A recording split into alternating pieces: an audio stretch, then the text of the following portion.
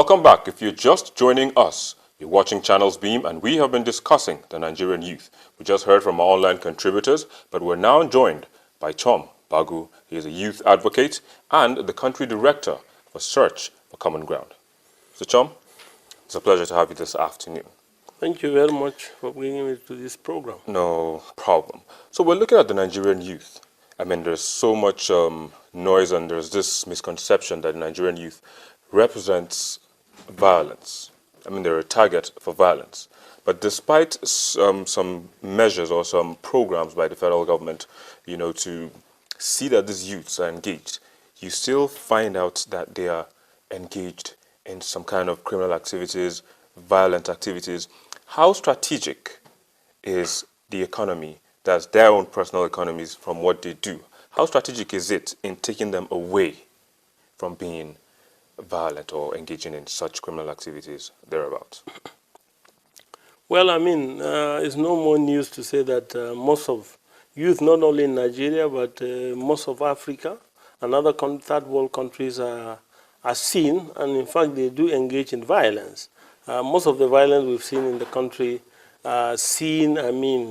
youth are seen as the perpetrators. But of course, we all know that the youth themselves are not often the originators of those violence. Sometimes they are used for the violence. Other times, conditions create a situation where they are made to be violent. And I'm saying that the country is stocked. We have several programs. We have the NYSC, we have NDE, and in several other situations like the Niger Delta, where there was a youth revolt, we had the amnesty program. Yeah. And I'm saying that all these programs, what are they doing? The programs are not trying to, have decided that really is because of unemployment. And we're saying that if it is just unemployment, are we sure that even employed youth are not engaged in violence? And I'm saying that most of the time, whether it is in the NYC now, they have introduced vocational training. ND has a lot of vocational training. Amnesty program, a lot of it, vocational training. And what do you see there? You are expecting somebody from the Niger Delta that has spent most of his time taking orders, and you pull him off, and what do? You say you are training him in business development, which means they will be able to run their own business. And I'm saying somebody has just been taking orders. How can he run his own business? You have already taken him to fail, Yeah. And I'm saying that when you look at the general education program, you also see the same trend. Everybody is encouraged to be very ambitious. That's the cry in town. You have to be very ambitious so that you have to put a target. I want to be this, and then strive to do that. That creates what? That creates a lot of competition. It creates a lot of aggressive behavior. And therefore, what you are doing really is planting seeds of violence in the youth. Okay, so what do you think people should do? I mean, because not all actually are. So some are on one side doing good things, not engaging in violence, while some are on the other side doing so. How will these people on the side of the divide bring the others to join? I understand there is a We Choose campaign going on. How can you just shed more light on this campaign? Well, the campaign we are launching is to say that most of the ideas we are using to mobilize the youth are ideas that have failed. So the need is there for us to really begin to think afresh. And that means you need to bring people who are not the usual suspects, people who have not been engaged in the youth mobilization. You need to bring in technology, you need to bring in other sectors, you need to bring in industry, you need to bring in the media, you need to bring in creative people who will be thinking afresh to say, what can we really do? Beyond just giving employment, but changing the perception, the mindset of youth, so that they see themselves not as agents or tools to be used by others to achieve objectives that has nothing to do with them, but to become agents of change, agents of promotion, agents of maintaining peace and security in their communities, by then creating an environment for economic prosperity. So just like you've explained, how do you intend to do that? So one of the first things is that we want to organize a conference in Lagos at the Sheraton, Ikeja Sheraton, and we're bringing a lot of different, diverse people, people from entertainment, people from industry, people from government, and what we want is to harvest new ideas about thinking differently about the youth violence and seeing how we can, first and foremost, find those new ideas that can be used. Secondly, bring new people to the table who can help us to bring their different perspectives to bear. And thirdly, to get new partners who can then take some of these ideas and run with them. All right, so just in wrapping up this conversation, but almost all those things you just made mention of are things that are being done by the government right now. What would make yours different?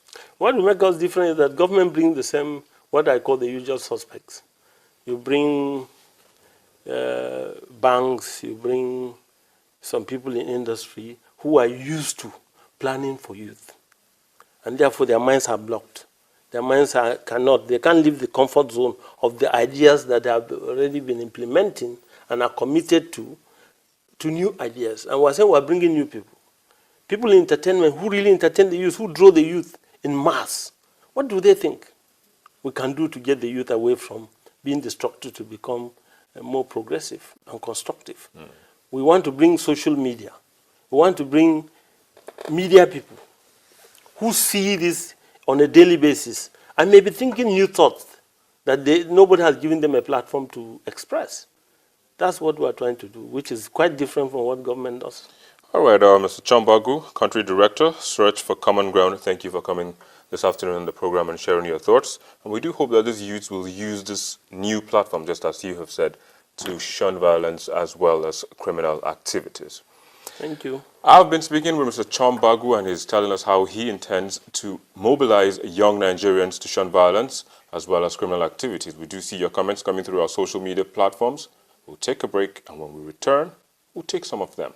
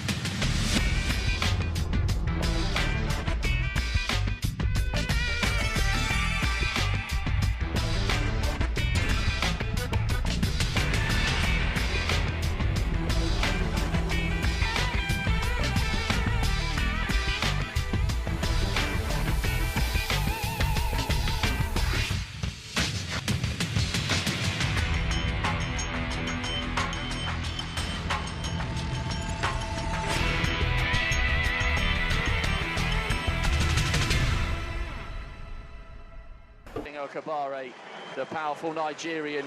Nigerians couldn't help but relieve Blessing Okagbare's long jump triumph at the IAAF World Championships in Moscow. The video comes in at number 5. 689. That is a good way for her to start. At number 4 is this 8-bedroom underground kidnappers den discovered by the police in Imo State.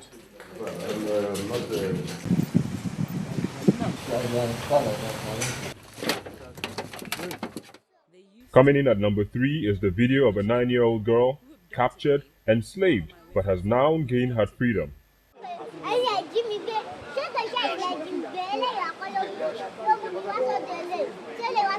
Yes.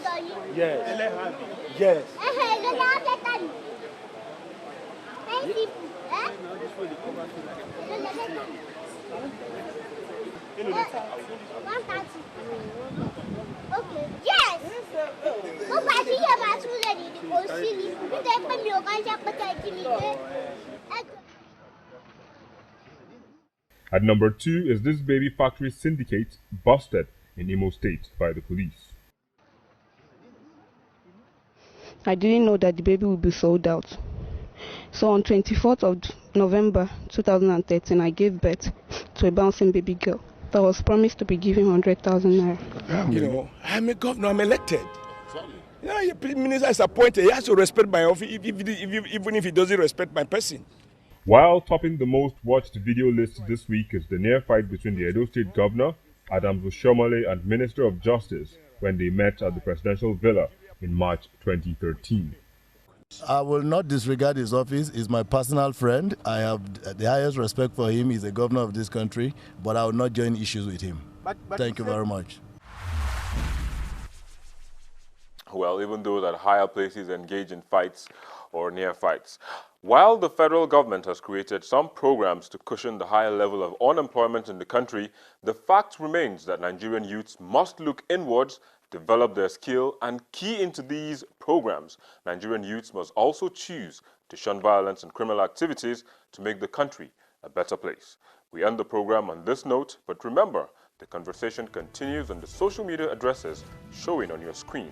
Until I see you next week, I am Victor Matthias.